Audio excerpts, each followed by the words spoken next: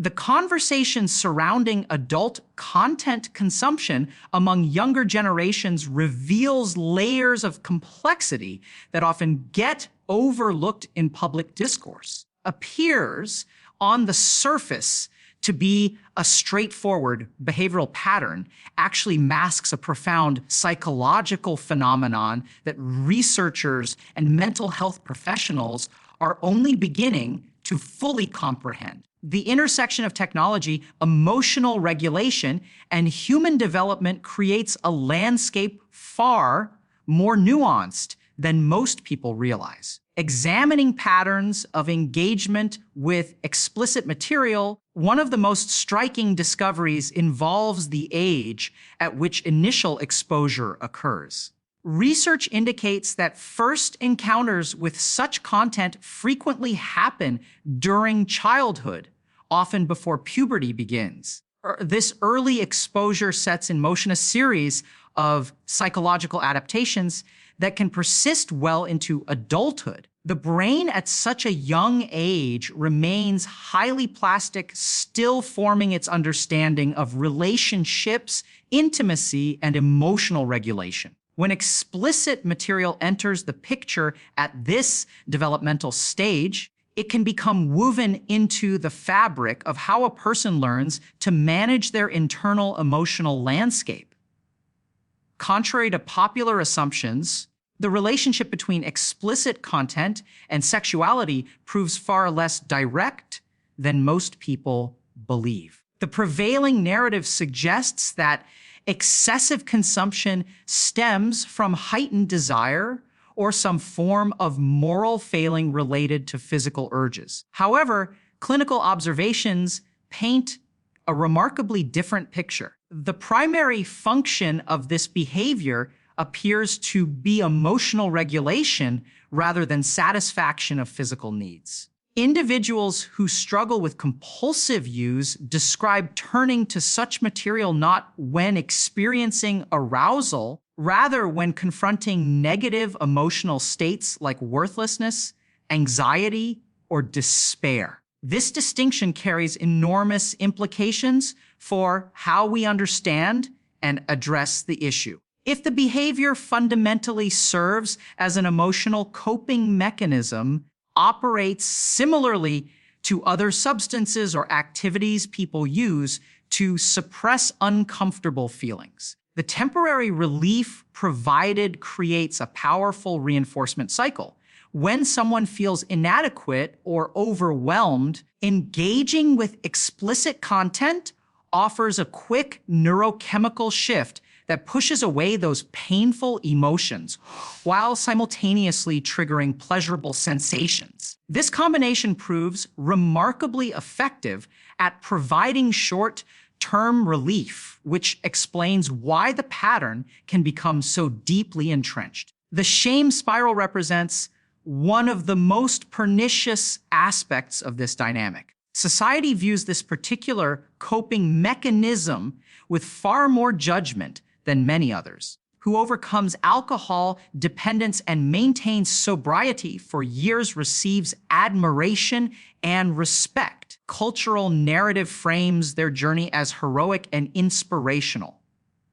However, who struggles with compulsive use of explicit material faces an entirely different reception. The stigma attached to this behavior runs deep, creating an environment where people feel unable to seek help or discuss their struggles openly. This shame becomes fuel for the very behavior people want to stop, creating a vicious cycle where the negative feelings generated by the behavior drive further engagement with that same behavior. Research employing multivariate regression analysis has identified a fascinating correlation that challenges conventional thinking. When examining various factors that might predict problematic use of explicit material, one variable stands out above all others: a sense of meaninglessness in life. The more someone perceives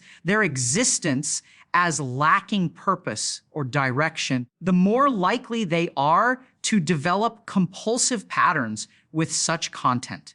This finding reframes the entire conversation. Rather than viewing this as primarily a behavioral problem requiring willpower to overcome, it suggests a deeper existential crisis. People aren't simply failing to control their impulses, they're attempting to fill a void created by the absence of meaning and purpose. This insight opens up new pathways for intervention and healing. Working with individuals who struggle with this pattern reveals that helping them develop a sense of purpose dramatically improves their ability to change their behavior. Withdrawal process becomes bearable when there's something meaningful to move toward. Without a compelling reason to endure the discomfort of breaking an established pattern, most people simply cannot sustain change. The human brain needs a vision of something better, greater good that justifies the temporary suffering involved in breaking free from a deeply ingrained habit. The neurochemistry underlying this phenomenon helps explain its powerful grip. From an evolutionary perspective, experiences need to feel intensely pleasurable to ensure species survival. The moment of climax triggers a specific cascade of neurochemical activity designed to make reproduction appealing. This same mechanism, however, hijacked for entirely different purposes. When someone feels trapped in negative emotional states with no clear path forward, the ability to trigger this neurochemical cascade becomes an extremely attractive option. It represents a switch they can flip in their brain to instantly push away bad feelings while generating a surge of pleasure. Ancient contemplative traditions recognized this connection long before modern neuroscience. Historical texts describe specific states of consciousness characterized by profound peace and joy. Interestingly, these texts acknowledge that temporary access to such states can occur through physical pleasure. This observation isn't meant to endorse any particular behavior, but rather to highlight that humans have long understood the power of these experiences to alter consciousness and emotional states. Modern challenge involves navigating a world where access to such experiences has been dramatically amplified through technology, while the support systems that help people develop healthier coping mechanisms have eroded. The variety of available coping mechanisms has expanded dramatically in recent decades. Previous generations had fewer options for escaping uncomfortable emotions.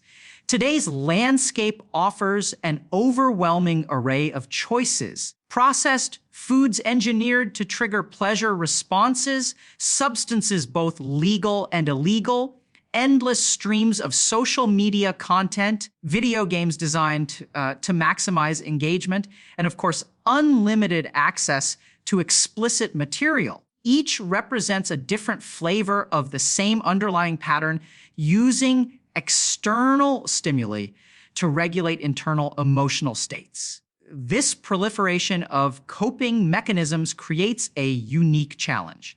People can now customize their escape based on mood, circumstance, and personal preference. Someone might turn to food when stressed at work, social media when feeling lonely, video games when bored, and explicit content when experiencing shame or inadequacy. The common thread running through all these behaviors involves avoiding rather than processing difficult emotions. The temporary relief feels necessary in the moment, yet each instance of avoidance weakens the capacity to sit with discomfort and work through it constructively. Among these various coping mechanisms, explicit content holds a particular position due to its neurological impact. The more diffuse effects of social media or video games, the experience culminating in climax involves very specific activation of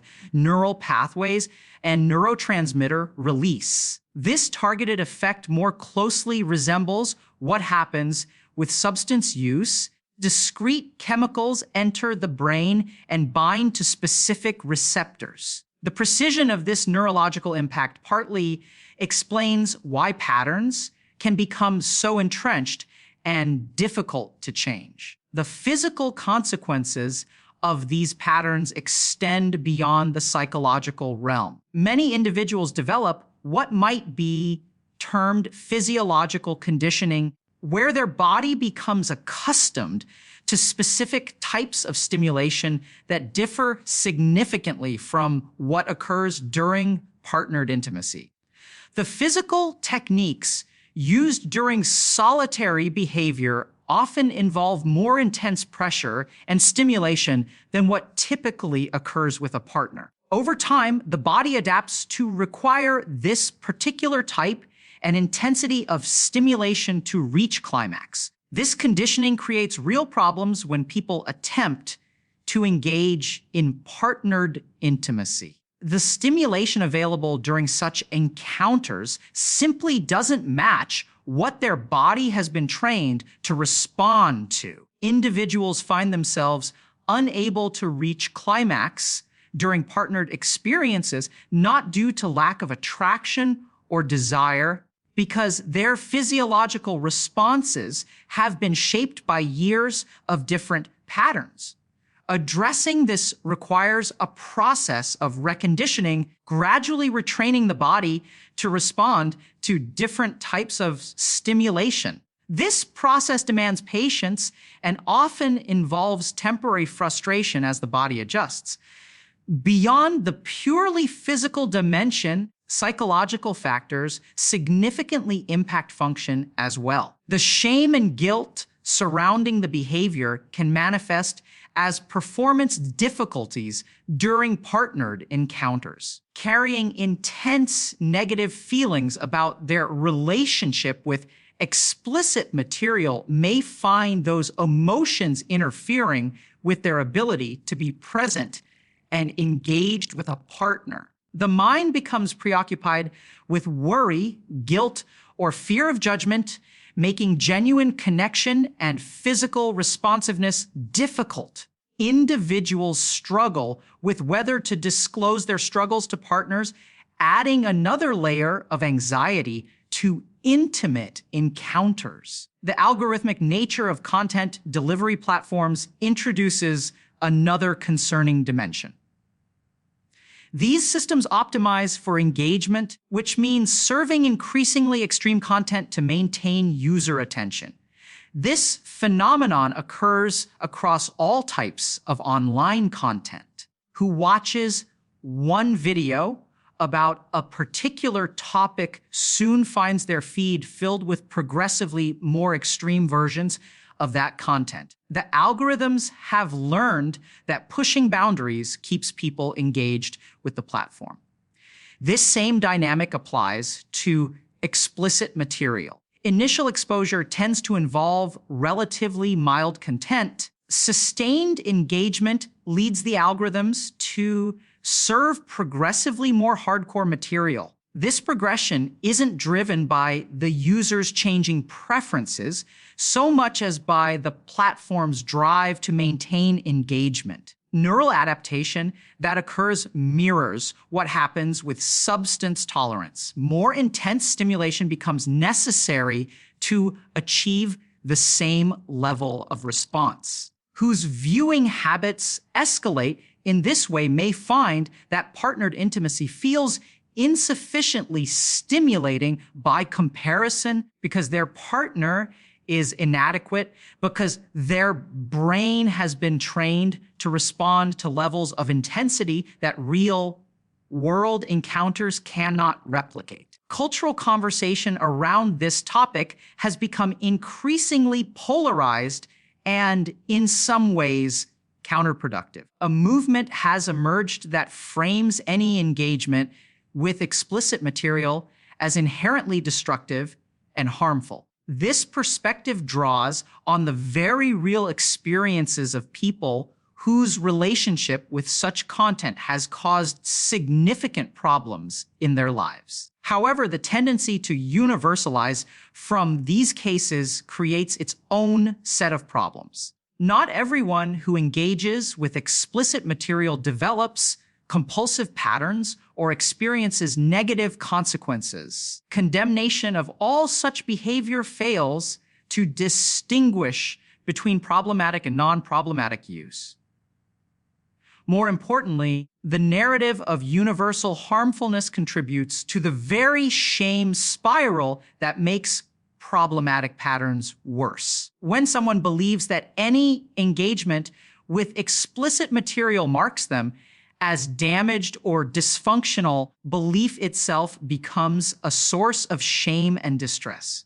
This emotional reaction then drives further use of the very behavior they feel ashamed about, creating a self-reinforcing cycle. The story people tell themselves about their behavior matters tremendously. Who views their occasional engagement with explicit material as normal and acceptable will have a fundamentally different experience than someone who sees that same behavior as evidence of moral failure or weakness. This observation points to a broader cultural pattern that extends well beyond this particular issue.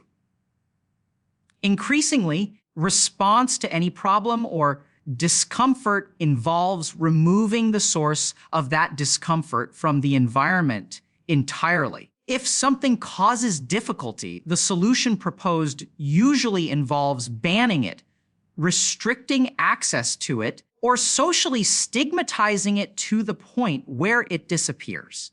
While this approach might seem logical on the surface, it carries hidden costs. More we remove potential sources of discomfort from our environment, the less practice we get in managing our responses to such things. This creates a downward spiral where people become progressively less resilient and more easily disturbed by smaller and smaller triggers. The alternative approach involves building capacity to manage our responses rather than simply avoiding anything challenging. This doesn't mean embracing harmful behaviors or pretending problems don't exist.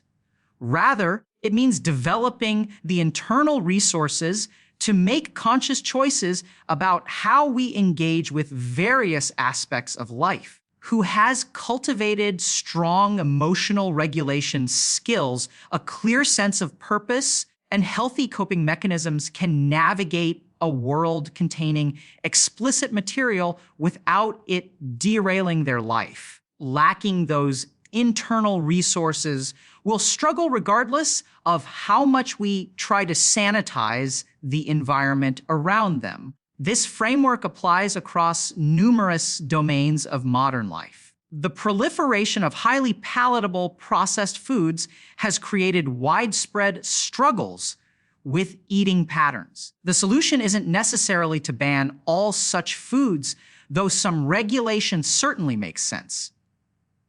More fundamentally, people need to develop healthy relationships with food, understand their emotional triggers, and build coping skills that don't involve eating for comfort.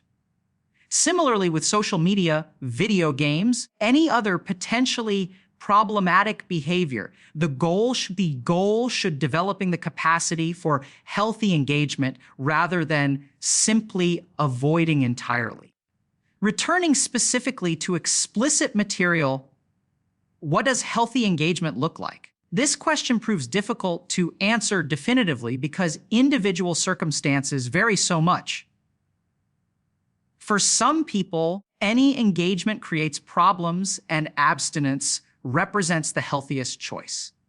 For others, occasional use as part of a healthy sexual life causes no apparent issues. The key distinction appears to lie in the function the behavior serves. When someone turns to explicit material as their primary method of managing negative emotions, pattern will likely create problems over time regardless of frequency. When someone engages with such material from a place of genuine desire rather than emotional escape, when that engagement doesn't interfere with partnered intimacy or other life domains, the situation looks quite different. The challenge involves developing honest self-awareness about motivations and consequences. This requires the ability to sit with uncomfortable truths about ourselves, which itself demands emotional resilience.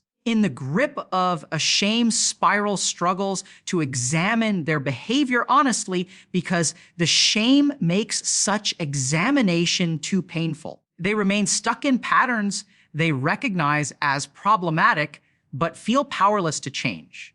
Breaking this cycle often requires external support, whether from a therapist, support group, or trusted confidant who can provide perspective without judgment. Role of meaning and purpose cannot be overstated in this discussion. When life feels empty or directionless, pull toward easy sources of pleasure becomes almost irresistible. Endure difficulty or discomfort when there's no compelling vision of something better. The human psyche needs something to strive toward, sense that our efforts matter, and contribute to something beyond immediate gratification. This doesn't necessarily mean grand ambitions or world-changing goals. For many people, purpose comes from relationships, creative pursuits, to others, or personal growth. The specific source matters less than the presence of something that makes the struggle worthwhile. Building such purpose in modern life poses its own challenges. Traditional sources of meaning, religion, community, clear life paths have weakened for many people without obvious replacements. The marketplace offers endless entertainment and consumption opportunities, but little in the way of genuine fulfillment. Young people especially often find themselves adrift, completing their education without a clear sense of what they're working toward or why it matters. Void creates the perfect conditions for problematic coping patterns to take root. Addressing this requires looking beyond individual behaviors to the broader cultural context. Why do so many people struggle to find meaning? What structures once provided purpose that have eroded? How might we rebuild sources of genuine connection and fulfillment? These questions extend far beyond psychology into sociology, economics, and philosophy. Yet they remain crucial for understanding why certain behavioral patterns have become so prevalent. The interconnection between individual psychology and social context becomes evident when examining why problematic use of explicit material has grown. Yes, the material itself has become far more accessible than in previous generations. However, this accessibility alone doesn't explain the patterns we see. Previous generations had access to such material, albeit in more limited forms, yet didn't develop problems at current rates. What has changed isn't just access, but the broader context in which young people come of age. They face unprecedented pressures, diminished social support, fewer clear pathways to stable adulthood, limited opportunities for genuine human connection.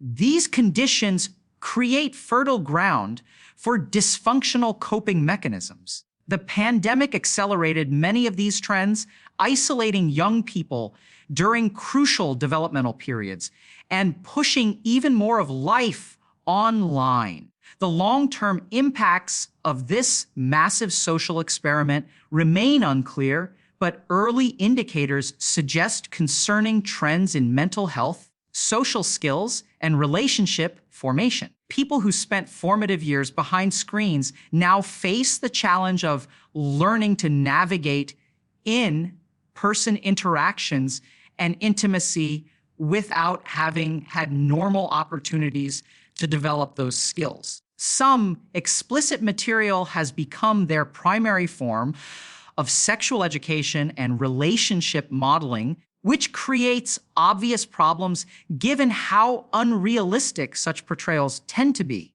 The question of realistic versus unrealistic depictions touches on another dimension of the issue. Explicit material generally presents highly stylized, performative versions of intimacy that bear little resemblance to typical human experiences.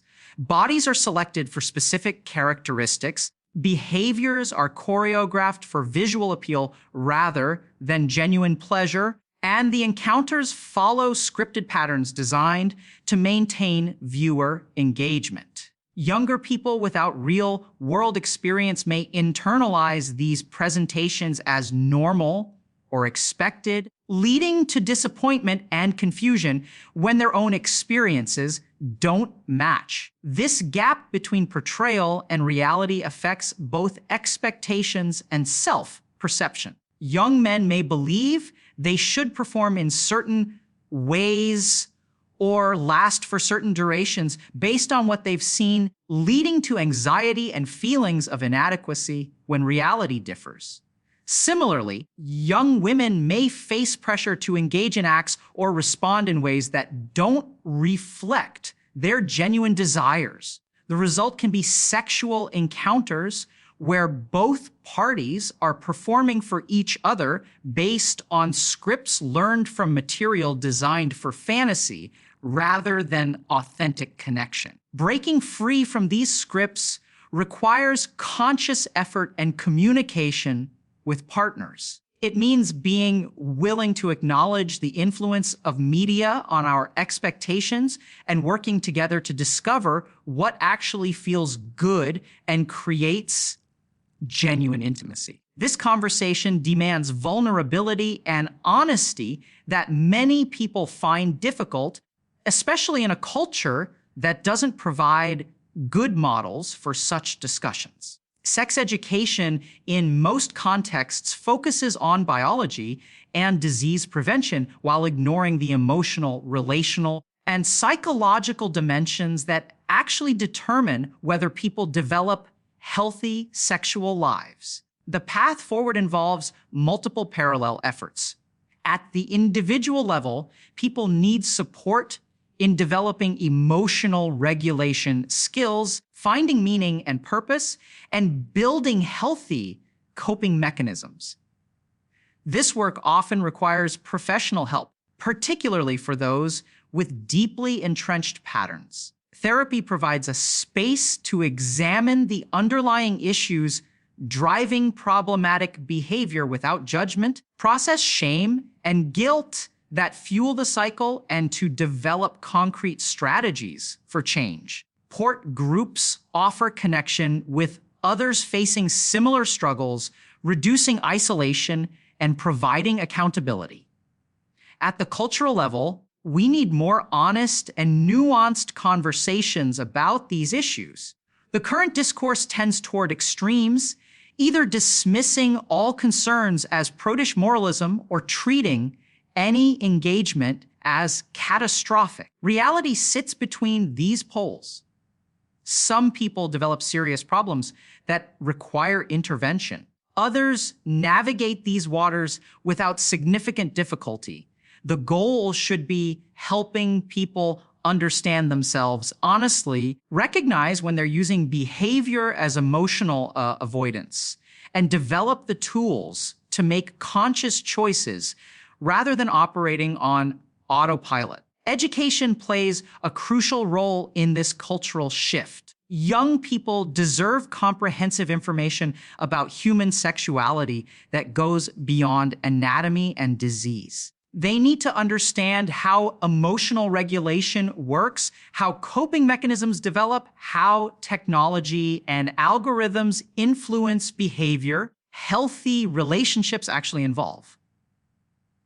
This education should start early before problematic patterns have a chance to become established and should continue as young people develop and face new challenges. Parents and educators often feel uncomfortable addressing these topics, preferring to avoid them entirely or offer only minimal information. This discomfort is understandable, but ultimately serves no one well. Young people will encounter explicit material whether adults acknowledge or not. Pretending it doesn't exist or treating it as simply taboo leaves them without context or guidance for making sense of what they see. More open discussion presented in age-appropriate ways helps young people develop critical thinking about media, understand the distinction between fantasy and reality, and feel comfortable seeking help if they develop concerns. Technology companies bear responsibility as well. Platforms that profit from engagement have little incentive to limit behaviors that might become problematic for users. The algorithmic optimization for maximum engagement directly contributes to escalating patterns and compulsive use. While complete solutions remain elusive, increased transparency about how these systems work and their potential impacts would represent progress. Users deserve to understand how their attention is being manipulated and what effects this manipulation might have on their well-being. The medical and mental health communities continue developing better understanding and treatment approaches.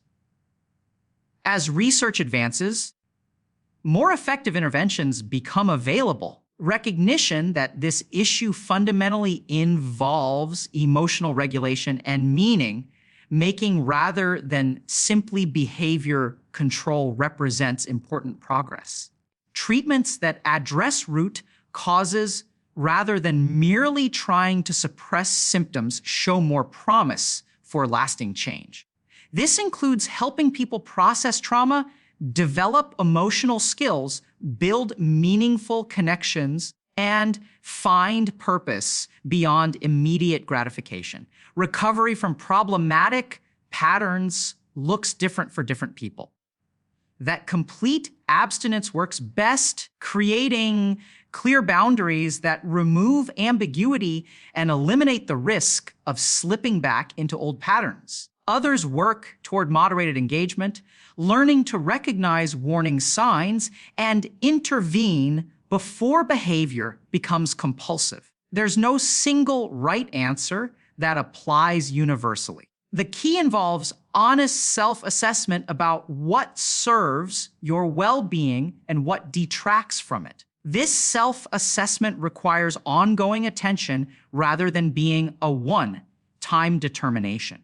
Circumstances change, stress levels fluctuate, worked at one point might not work later. Who successfully maintained healthy boundaries during a stable period might find those same boundaries harder to maintain during times of high stress or emotional difficulty.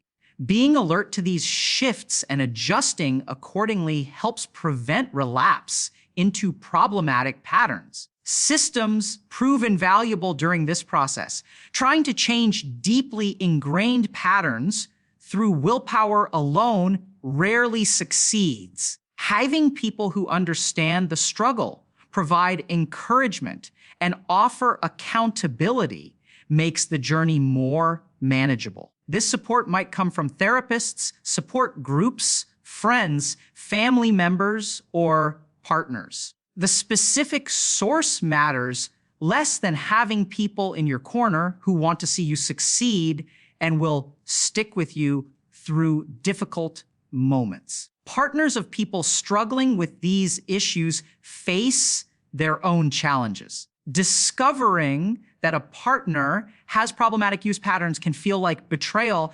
especially if it has been hidden. The natural reactions of hurt and anger are valid, yet addressing the issue effectively requires moving beyond those initial responses to understanding the underlying dynamics. This doesn't mean accepting harmful behavior or abandoning boundaries. Rather, it means recognizing that the behavior likely stems from emotional struggles rather than lack of attraction or respect. Partners can support recovery while maintaining appropriate expectations and taking care of their own needs. The conversation around betrayal and trust in relationships touches on complicated questions about what constitutes infidelity and how couples navigate these waters. Different people and different relationships will draw these lines in different places. Any engagement with explicit material as unacceptable in a committed relationship.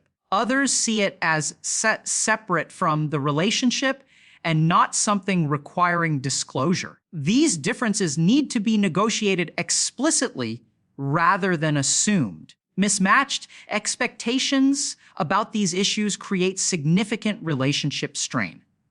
For those early in recovery, relationships present both opportunities and challenges. The support of a caring partner can provide powerful motivation for change and help in developing healthier patterns.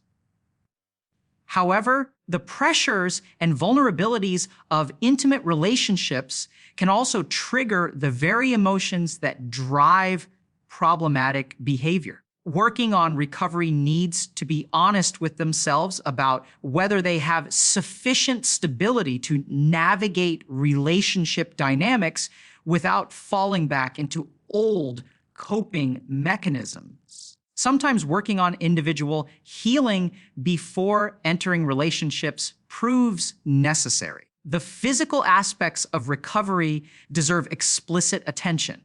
For those who have developed conditioned responses requiring specific types or intensities of stimulation, retraining the body takes time and patience. This process involves gradually adjusting techniques to more closely approximate partnered intimacy, using appropriate lubrication, and employing gentler pressure. The initial frustration of this reconditioning can tempt people back to familiar patterns, understanding that temporary difficulty represents progress rather than failure helps maintain motivation. Professional guidance can help with this physical dimension of recovery.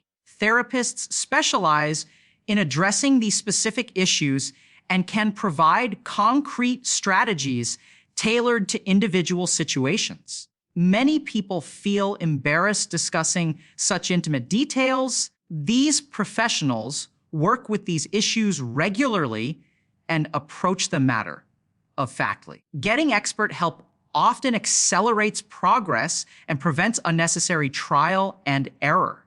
The timeline for recovery varies significantly. Some people notice improvements relatively quickly within weeks or months.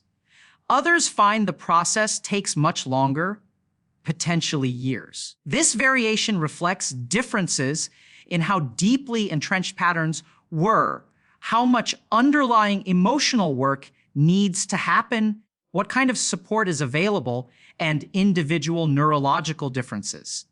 Comparing yourself to others rarely proves helpful. Your journey is your own, and progress at whatever pace it occurs deserves acknowledgement. Happen frequently during recovery and shouldn't be viewed as failures. Changing long-established neural pathways and behavioral patterns is difficult work.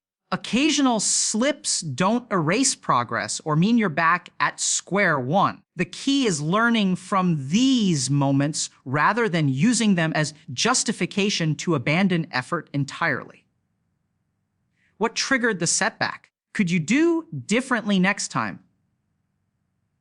What additional support might help? These questions move the conversation forward rather than spiraling into shame and self-recrimination. The concept of harm reduction, borrowed from substance use treatment, applies here as well. For some people, immediate complete cessation of problematic behavior isn't realistic. In such cases, Working toward reduced frequency or less harmful patterns represents meaningful progress. Who goes from daily use to once a week has made significant improvement, even if the ultimate goal might be greater reduction or abstinence. Meeting people where they are and supporting incremental progress proves more effective than demanding perfection and triggering shame when it doesn't materialize. This compassionate approach extends to how we talk to ourselves about struggles. The internal dialogue many people maintain involves harsh criticism and judgment that they would never direct at a friend facing similar issues. Developing self-compassion doesn't mean making excuses or avoiding accountability. It means treating yourself with the same kindness and understanding you would offer someone you care about. Recognizing that you're struggling, change is difficult, and that setbacks are normal parts of the process helps maintain motivation rather than destroying it through relentless self-attack. The broader question of how we as a society address these issues remains unresolved. Tension between protecting vulnerable individuals and respecting adult autonomy has no easy resolution. Restrictions that might help some people could infringe on others' freedoms. Education that might benefit many could offend or concern some parents. Finding balanced approaches requires ongoing dialogue among diverse stakeholders and willingness to adjust as we learn more about impacts and effective interventions. Seems clear is that simplistic solutions won't suffice. Neither pretending problems don't exist nor creating blanket prohibitions addresses the underlying dynamics. We need sophisticated, nuanced approaches that recognize individual variation while providing support for those who struggle. This includes making mental health resources more accessible, reducing stigma so people feel comfortable seeking help, improving education about emotional regulation and healthy coping mechanisms, and continuing research to better understand these phenomena. The role of meaning and purpose in preventing and recovering from problematic patterns cannot be emphasized enough. When people have something they care deeply about, whether relationships, creative pursuits, community involvement, career aspirations, personal growth, they have motivation to work through difficult periods rather than escaping into numbing behaviors. This doesn't mean life needs to be constantly purposeful and meaningful in dramatic ways. Small daily purposes, being there for family, contributing to a team, creating something of value, provide sufficient anchor to resist the pull of empty pleasures. Helping young people develop this sense of purpose represents one of the most important tasks facing families, educators, and communities. This means providing opportunities for genuine contribution and responsibility, not just structured activities to pad college applications. It means helping young people discover their values and interests rather than simply following predetermined paths. It means creating spaces for real connection and vulnerability rather than performance and competition. These goals seem distant from discussions about explicit material, yet they address the root causes that make problematic patterns appealing in the first place. Conversation also needs to include acknowledging the ways technology has fundamentally altered the landscape. Previous generations couldn't access unlimited explicit material instantly from devices in their pockets. They couldn't fall into algorithmic rabbit holes that progressively escalate content extremity. They didn't grow up with parasocial relationships replacing real connection or with constant comparison to curated highlight reels of others' lives. These changes have occurred faster than our social and psychological adaptation, creating mismatches between our environment and our evolved capacities. This doesn't mean technology is inherently harmful or that we should retreat from it. However, it does mean we need to be intentional about how we engage with these powerful tools. Just as we wouldn't let children use power tools without instruction and supervision, we shouldn't assume they can navigate the psychological landscape of the internet without guidance. Digital literacy needs to include not just technical skills, but understanding of persuasive design, algorithmic manipulation, and the psychological impacts of various online behaviors. For adults struggling with these issues, developing awareness of how technology affects you personally matters enormously. Notice which platforms or types of content draw you in compulsively. Observe when you're using technology to avoid feelings versus engaging with it intentionally. Create barriers and friction that make impulsive behavior harder. Whether through app blockers, removing devices from bedrooms, or accountability software. These external controls won't solve underlying issues, but can provide breathing room to develop better internal regulation. The path forward requires both individual and collective action. At the personal level, being honest with yourself about your relationship with explicit material and whether it serves your well-being represents the essential first step. If you recognize problematic patterns, reaching out for support, whether from professionals, support groups, trusted individuals, takes courage, but makes recovery far more achievable. If you're supporting someone who struggles, offering compassion rather than judgment while maintaining appropriate boundaries helps them find their way forward.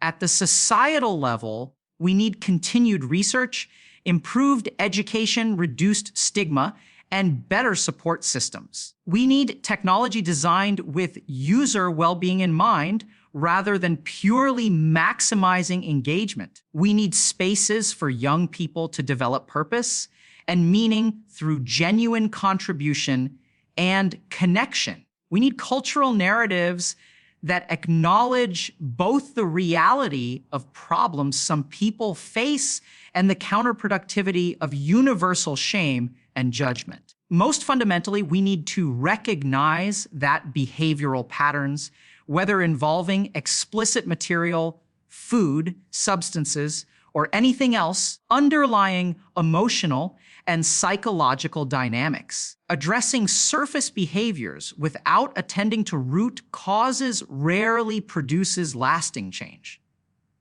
When people feel their lives have meaning, when they have skills to manage difficult emotions, when they have genuine connections with others, when they have hope for the future, under those conditions, the appeal of empty pleasures diminishes naturally. Creating conditions where people can thrive represents the ultimate solution, though certainly not a simple or quick one. This extended examination of the topic reveals complexity that simplistic narratives miss. The intersection of neuroscience, psychology, technology, culture, and individual experience creates a unique challenge requiring thoughtful, multifaceted responses. Progress happens through understanding rather than judgment, through building capacity rather than simply restricting access, through addressing root causes rather than merely suppressing symptoms. While significant challenges remain, growing awareness and improving interventions offer hope that fewer people will struggle with these patterns in the future, and those who do will find effective support for creating healthier lives.